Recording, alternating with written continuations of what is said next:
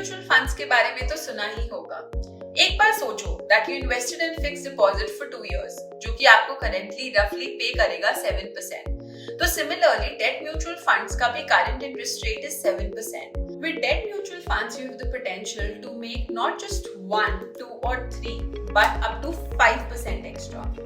आप सोच रहे होंगे कि ये कैसे पॉसिबल है? So let me break it down for you. जब इंटरेस्ट रेट्स गो डाउन, जो कि अभी करंट सिचुएशन में है ही, तो आपका फिक्स्ड डिपॉजिट तभी 7% इंटरेस्ट देगा एज कमिटेड।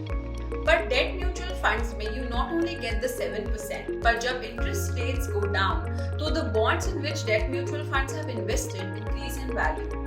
तो जो 100 रुपए का बॉन्ड बन जाता है अप टू 105 रुपीज का when interest rates start falling, तो then you make additional 5% capital gains approximately. So, in comparison to FDs, as per the current scenario, debt mutual funds would give better returns.